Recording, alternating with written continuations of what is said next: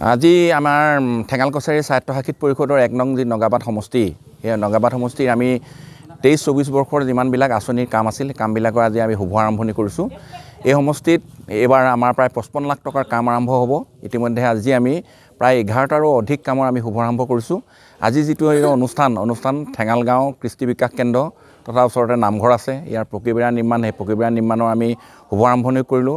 আৰু এই কৃষ্টি বিকাশ কেন্দ্ৰতে আমি এটা নতুনকৈ ভৱন নিৰ্মাণ কৰিম, ঠেঙাল ভৱন। সেইটো যিটো আজি এই কৃষ্টি বিকাশ কেন্দ্ৰৰ বিভিন্ন ধৰণৰ অতিথি আহিলে মানে আতিথ্য কৰিব পাৰিব, তাৰ বাবে আমি 5 লাখ টকা অনুদান আগবঢ়াইছোঁ।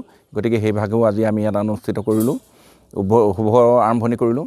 গতিকে আজি বিভিন্ন সময়ত বেলেগ বেলেগ সমষ্টিটো বেলেগ বেলেগ কাম আৰম্ভ কৰিম। এইকেইদিনতে আমি প্ৰথম আজি আমাৰ কিতাপৰ সমষ্টিৰ নগাবাদ ঠেঙাল গাঁৱৰ 1 নং সমষ্টিত আৰম্ভ কৰিছোঁ। কালিলৈ আমি ঠিক তেনেকৈ মেৰাপানীত আমি কাম আৰম্ভ কৰিমগৈ। কেইদিনমানৰ আগতে আমি চাওদাং পথাৰত আমি কাম আৰম্ভ কৰিলোঁ। গতিকে এইকেইদিন আমি ঠেঙাল কছাৰী স্বায়ত্তশাসিত পৰিষদে 2023-24 বৰ্ষৰ সকলোবিলাক কাম আমি পূৰ্ণগতিত আৰম্ভ কৰি যাম। ধন্যবাদ।